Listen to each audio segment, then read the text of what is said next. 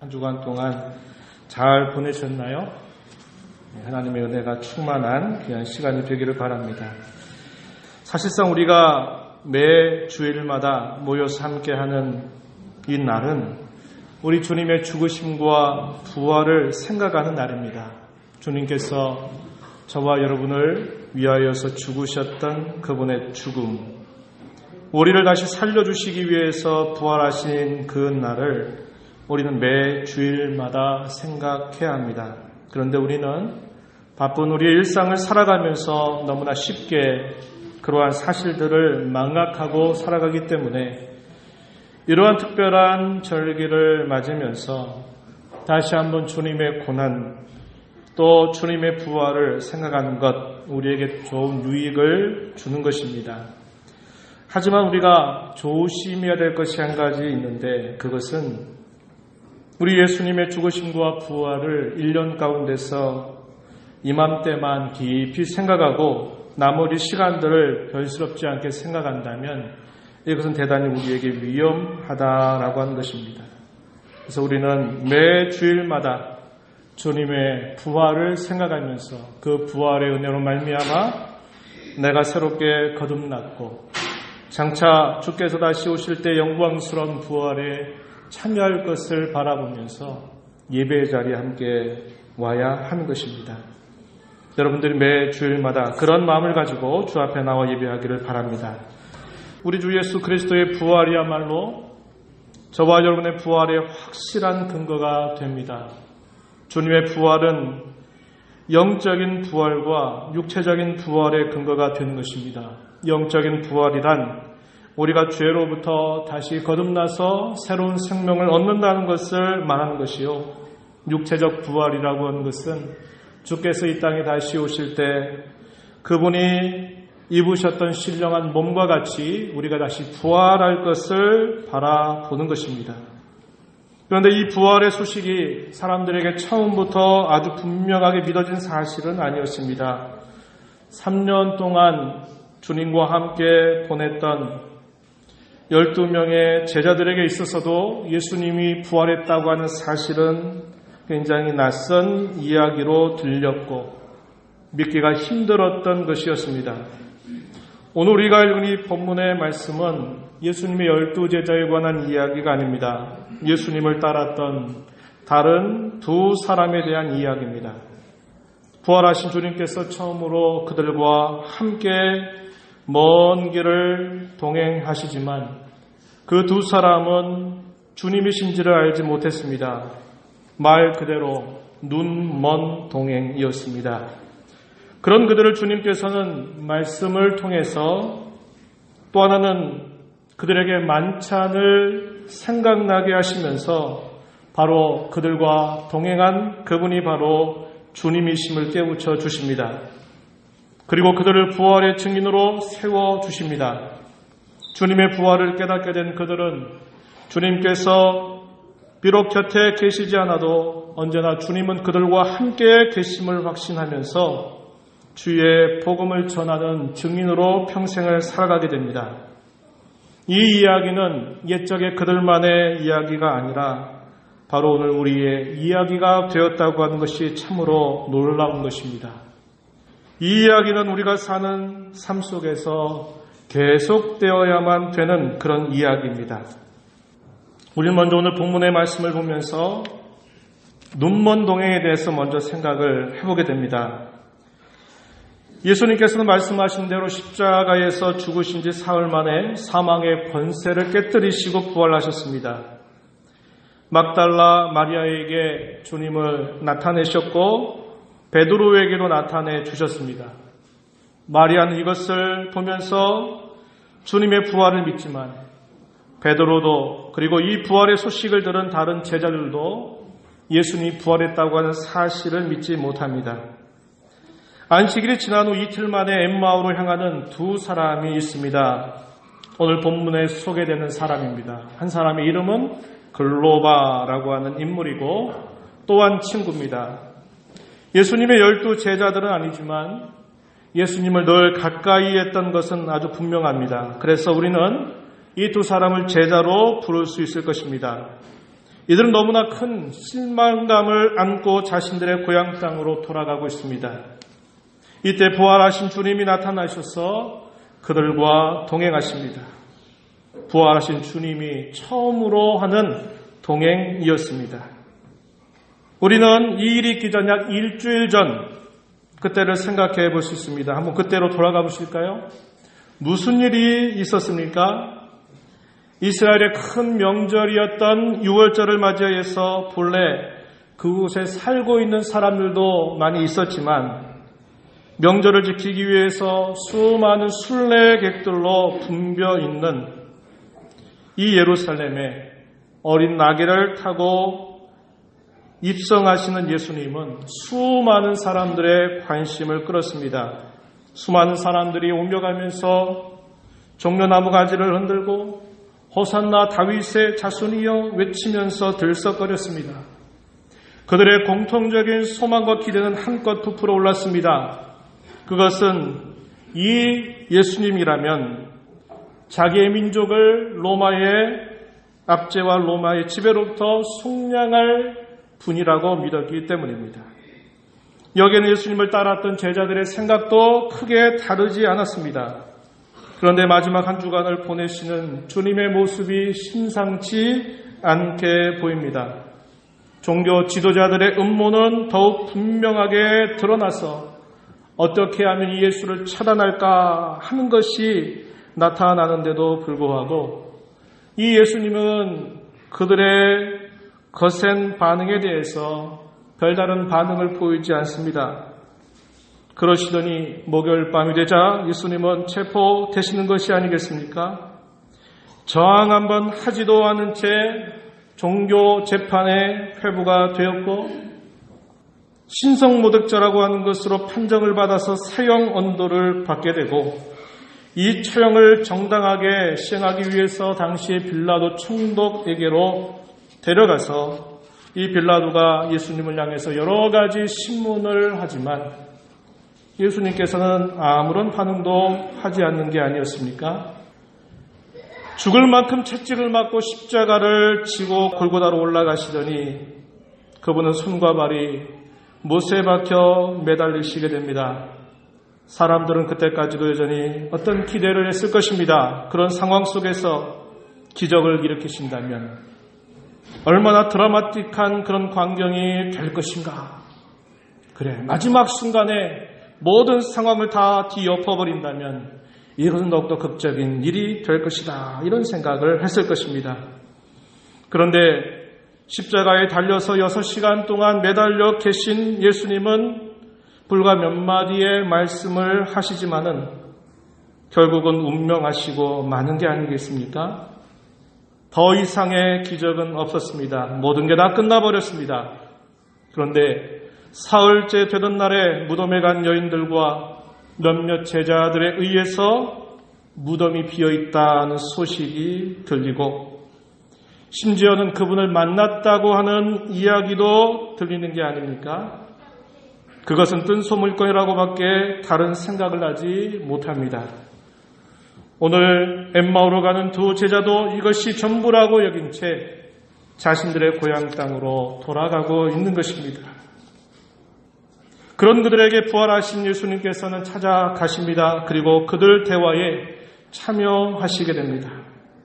본문 17절 말씀에서 예수님은 그들에게 이렇게 묻습니다. 너희가 길 가면서 서로 주고받고 하는 이야기가 무엇이냐? 그 두 사람은 갑자기 가던 걸음을 멈추더니 그의 얼굴을 응시합니다. 그들의 표정은 슬픈 빛을 띠고는 이렇게 말합니다. 당신이 예루살렘에 체류하면서도 요즘 거기에서 된 일을 혼자만 알지 못하느냐? 마치 예수님을 나무라듯이 당신 도대체 어느 지역 사람인데 이러한 사실을 알지 못하느냐 하는 듯이 예수님을 향해서 책망하듯 이야기를 하게 됩니다. 예수님께서는 또 물으십니다. 무슨 일이 있었느냐고 그들에게 물어요. 그랬더니 그들이 대답하는 말, 우리가 읽은 본문 19절부터 24절에 길게 그리고 상세하게 그 이야기를 말해줍니다. 본문으로 한번 가서 보실까요? 19절에 나사렛 예수의 일이다. 요즘에 그분에 관한 이야기를 하지 않고서는 어떤 이야기도 통하지 않을 만큼 그분의 이름 모든 사람들의 입가에서 회자되고 있다, 이렇게 이야기하는 겁니다. 그는 하나님과 모든 백성 앞에서 말과 일에 능하신 선지자라고 이렇게 설명했습니다. 우리는 이 사람이 이스라엘을 속량할 자라고 받았다라고 말합니다. 당시 모든 제자들도 모든 사람들도 예루살렘에 입성하는 그분을 보면서 이제 우리가 속량을 받겠구나, 우리가 건짐을 받겠구나, 우리에게 새로운 삶이 시작되겠구나 하는 기대를 잔뜩 바랬던 것입니다. 그런데 이들은 이렇게 말합니다. 이렇게 바랐는데 아무 일도 없었다라는 겁니다. 이뿐 아니라 이러한 일이 일어난 지가 사흘째 되는 날이랍니다. 4일이 지나갔다 이 말이죠.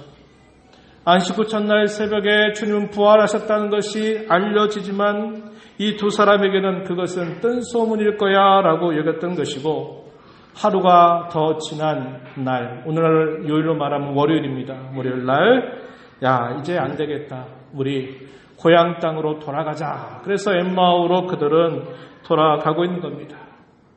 예수님을 향해서 도대체 지금 예루살렘에서 일어났던 이 일들에 대해서 알지 못하느냐고 말하면서 그 일을 자세하게 설명하는데, 그 이야기 속에는 주님의 부활이라고 하는 것은 이야기에 들어있지가 않은 것이었다라고 하는 것입니다. 어떤 여자들이 새벽에 무덤에 갔는데 그의 시체가 보이지 않다고 하는 이야기가 들렸다고 해줍니다. 그가 살아나셨다라고 하는 천사들의 나타남을 보았다고 하는 소식도 이 두 사람은 듣지만 그것은 그들에게 믿겨지지 않는 사실로 여겨졌습니다. 우리는 여기서 이 두 제자가 부활하신 예수님이 동행하고 있음에도 불구하고 왜 그분을 알지 못했을지 궁금해집니다. 어떤 사건이 일어날 때 거기에는 반드시 두 가지가 있어요. 하나는 사실입니다. 실제로 사실이 뭐냐 하는 것이고, 또 한 가지가 뭐냐면 그 사실이 무엇을 뜻하느냐, 혹은 그 사실이 무엇을 의미하느냐 하는 것입니다. 그래서 어떤 한 가지 사건 속에는 사실이 있고 또 의미가 있는 것입니다. 이 두 제자는 예수님께서 죽으셨다고 하는 사실에 너무나 집중하고 그 사실이 얼마나 그에게 실망스러움으로 다가왔는지, 예수님께서 내가 죽어야 된다라고 하는 말씀을 여러 차례 하셨음에도 불구하고 그 말은 그들의 귓가에 들리지 않았던 것입니다. 사실은 보고 있지만 그 의미는 전혀 생각의 대상이 아니었던 겁니다. 전혀 생각하지 못했던 일이 일어나자 이들은 그렇게 되었을 것입니다. 그것 때문에, 그분은 죽었다고 하는 사실에 대한 충격 때문에 그분이 다시 살아났다라고 하는 소식이 들려지지만 아예 그 소리가 그들의 귀에 들어오지를 않는 것입니다. 이들은 예수님께서 죽으셨다는 사실에 대한 깊은 절망감 때문에 그분의 부활 소식이 믿어지지가 않습니다. 두 제자들은 사실만 보는 보편적인 인생들의 모습을 잘 보여주고 있습니다. 사실은 보는데 그 의미는 보지 못하는 것입니다.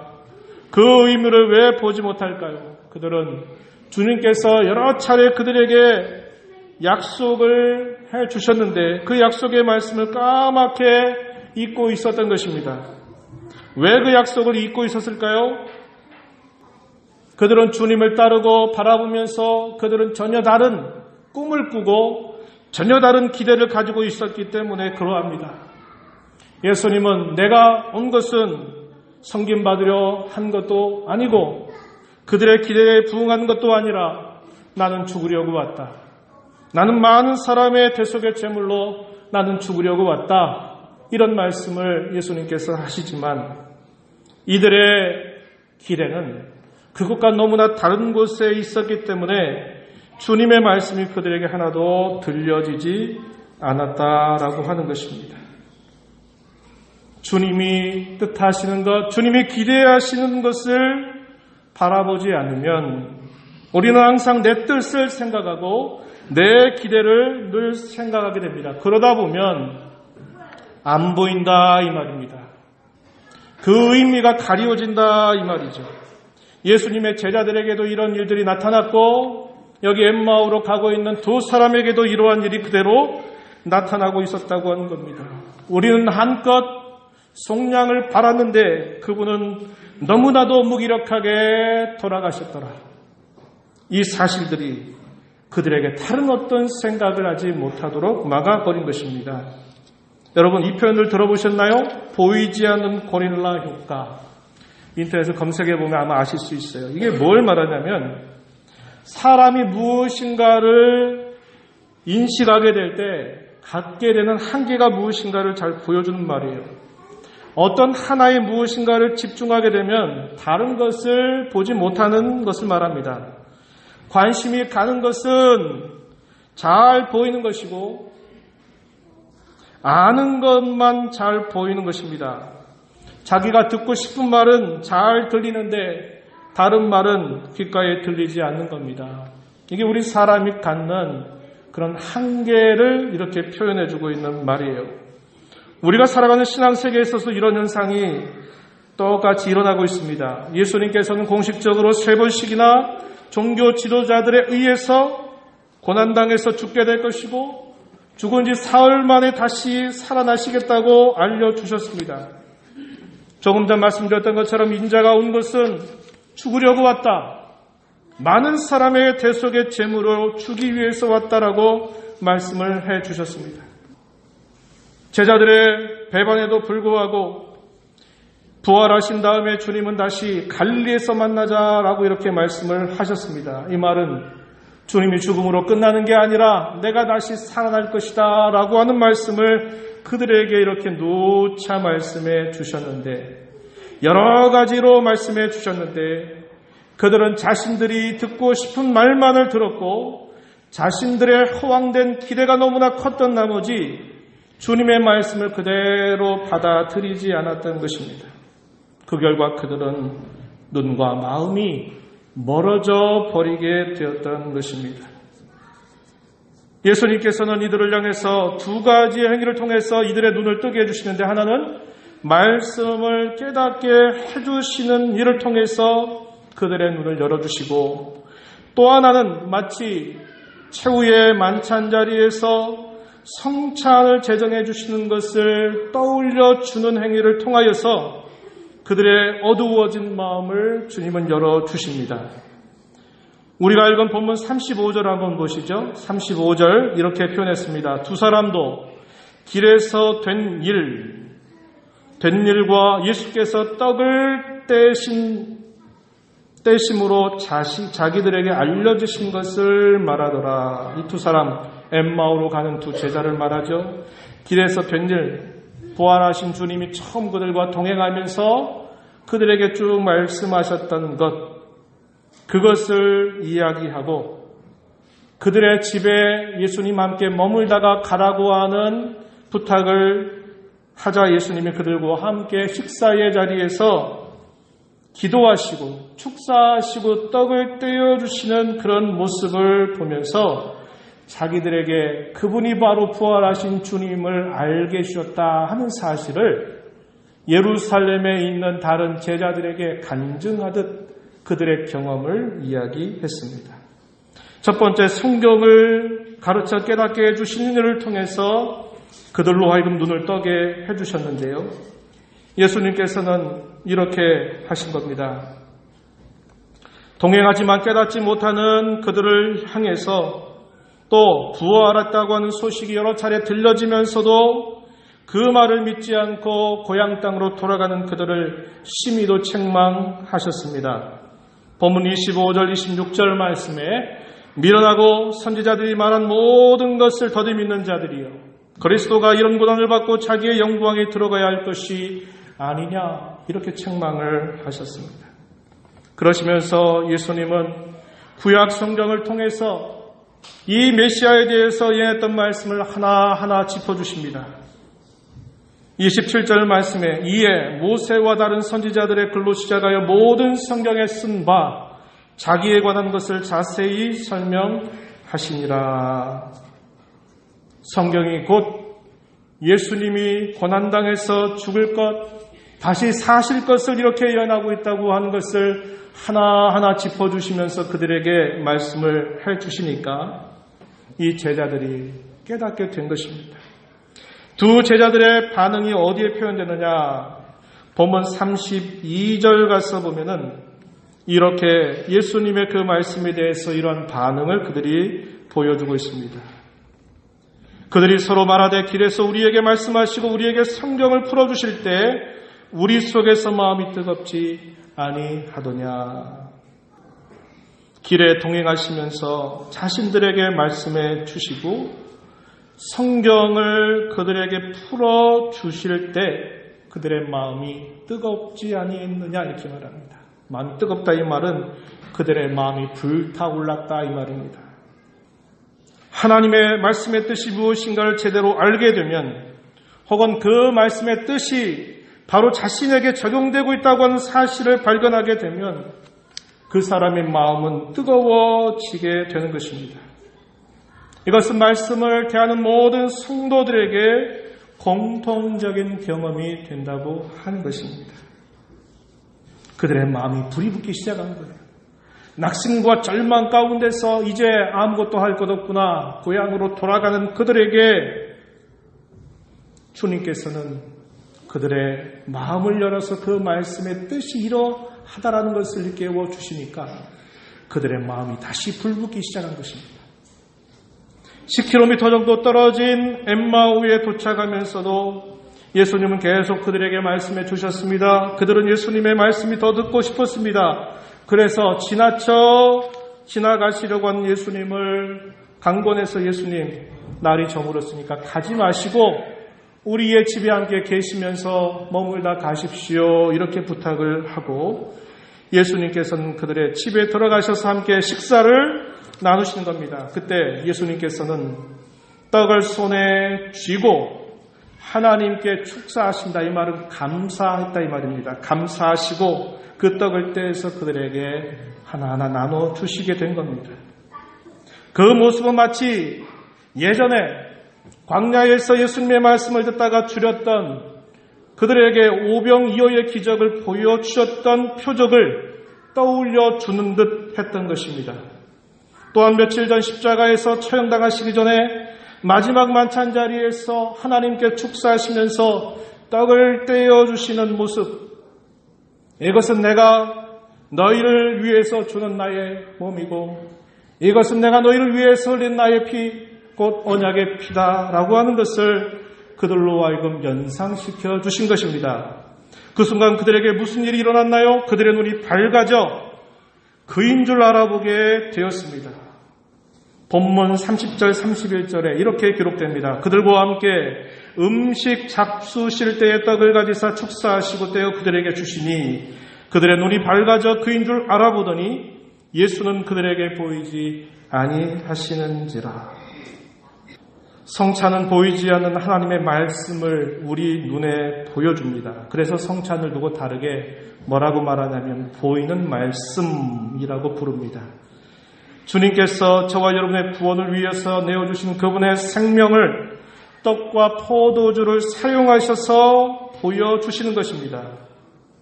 떡은 그분의 몸을 상징하고 포도주는 그분의 피를 상징하는 것입니다. 이 말을 요약해보면 부활하신 주님께서는 그들에게 말씀을 하나하나 차곡차곡 가르쳐 주셔서 깨닫게 하시는 일을 통해서 또 주님께서 보이는 말씀으로 주신 성찬을 그들에게 연상시켜주는 걸 통해서 눈먼 그들의 눈을 활짝 열어주셨다는 것입니다. 말씀과 성찬은 참으로 예수님만이 우리의 유일한 구세주임을 발견하게 하는 은혜의 수단이 됩니다. 또한 우리가 그분 안에서 끊임없이 자라가기 위해서 주신 정당한 수단입니다. 저와 여러분의 신앙 성장을 위해서 부지런히 사용하라고 교회에 주신 은혜의 수단, 이것이 곧 말씀과 성찬입니다. 그래서 말씀과 성찬은 참된 교회의 가시적인 표지하기까지 부르고 있는 것입니다. 오늘 저와 여러분은 주님의 부활을 감사하면서 주님께서 우리에게 마련해 주신 영적인 식탁인 성찬에 함께하게 될 것입니다. 주실 은혜를 사모하며 믿음으로 참여하게 되기를 바랍니다. 두 제자는 주님의 말씀을 듣고 음식을 먹으며 축사하시고 떡을 떼어주실 때 예수님은 실제적으로 그들의 곁을 떠나 버리십니다. 그러나 그들은 주님을 알게 되었습니다. 주님은 죽으심으로 사라진 것이 아니라 부활하심을 그들은 깨닫게 되었습니다. 그분께서 몇 차례 말씀하신 대로입니다. 깨어진 퍼즐 조각들이 하나하나씩 맞춰지는 느낌을 받습니다. 이들은 마침내 눈뜬 동행을 시작하게 된 것입니다. 주님은 그들의 곁을 떠나 가셨지만 주님이 주셨던 그 말씀과 주님이 제정해 주셨던 그 성찬들을 떠올리면서 그래, 주님은 여전히 우리와 함께 하고 계시구나 하는 사실을 깨닫게 된 것입니다. 처음에는 예수님께서 함께해도 깨닫지 못했던 이 두 사람은 예수님이 실제로는 그들의 곁을 떠나가시지만 그들은 주님이 그들의 곁에 계시다고 하는 사실을 확신하게 되는 것입니다. 그래서 이 두 제자는 엠마오에 자기의 집에 머물렀던 거기를 다시 떠나서 예루살렘으로 그들의 발걸음을 힘차게 옮겨갑니다. 돌아왔던 그 길을 향해서 다시 걷기 시작합니다. 마침내 예루살렘에 그들이 도착했습니다. 예루살렘에 도착한 예수님을 따랐던 11명의 제자들과 다른 사람들이 함께 모여 있습니다. 그곳에 다시 가서 그들의 벅찬 마음을 풀어놓고 싶은 간절함이 얼마나 컸을까 여러분 상상해 보십시오. 이것이 전하고 싶은 열망이고 전하고 싶은 갈망이 것입니다. 그것에 모여있는 사람들의 반응은 아직도 확신에 차 있지 않습니다. 의견이 분분해요. 본문 34절에서 주께서 과연 살아나시고 시몬에게 보이셨다 이렇게 말씀을 하지만은 이들은 그 말을 여전히 믿지 않습니다. 도착한 이 두 사람은 자신들이 길을 가며 만나서 들었던 예수님의 말씀, 그분이 떡을 떼어주시면서 자신들에게 알려주신 것을 풀어놓기 시작합니다. 얼마나 그들의 마음이 불타올랐을까요? 그분은 죽으신 것으로 끝난 게 아니라 그분은 다시 살아나셨다. 우리와 함께 하신다 라고 하는 사실을 힘주어 말하지만 그럼에도 불구하고 여전히 모여있는 사람들의 분위기는 불신감에 젖어 있습니다. 이에 대한 기록이 마가복음 16장 12절 13절에 보면 이렇게 표현됩니다. 그 후에 그들 중 두 사람이 걸어서 시골로 갈 때에 예수께서 다른 모양으로 그들에게 나타나시니 그 두 사람이 가서 남은 제자들에게 알리었으되 역시 믿지 아니하니라. 이렇게 기록해 주고 있습니다. 부활하신 예수님께서는 40일 동안에 이 땅에 계시면서 여러 차례 제자들에게 나타나셔서 주님의 부활이 사실임을 일깨워 주십니다. 그리고는 그들을 향해서 모든 나라와 민족에게 나가서 복음을 전할 것을 명령하셨습니다. 모든 성도들은 이런 주님의 명령을 분부받는 것입니다. 우리의 주님께서는 비록 우리의 눈에 보이지 아니하시지만 세상 끝날까지 언제나 함께 계심을 약속하셨습니다. 마태복음 28장 20절 볼지어다 내가 세상 끝날까지 너희와 항상 함께 있으리라 이렇게 말씀을 하신 것입니다. 말씀을 맺습니다. 우리는 이 말씀을 생각하면서 두 가지를 생각합니다. 하나는 주님과의 동행을 생각해 봅니다. 눈먼 동행인가 눈뜬 동행인가 하는 것입니다. 주님을 향한 나의 기대가 잘못되면 눈먼 동행이 될 수 있습니다. 내가 보고 싶은 것만 보고 내가 듣고 싶은 것만 듣는다면 주님이 우리의 곁에 계셔도 우리는 눈먼 상태로 살게 될 것입니다. 우리는 그분의 뜻과 그분의 마음, 그분의 기대가 무엇인가에 귀를 기울여야 합니다. 눈뜬 동행은 주님의 말씀과 성찬을 통해서 확인되었습니다. 우리에게 주신 은혜로운 수단을 끊임없이 부지런히 사용하는 그런 저와 여러분이 되어야 할 것입니다. 마지막으로 복음의 증인으로 살기를 다짐하자는 것입니다. 예수 그리스도께서는 저와 여러분을 위해서 죽으시고 부활하셨다. 이것처럼 복된 소식은 세상에 없는 것입니다. 이런 복음의 증인으로 주의 부활을 믿고 우리의 육체의 부활을 소망하면서 이 복음을 전하기를 다짐하며 남은 생애를 살아가는 우리 모두가 되기를 축복합니다.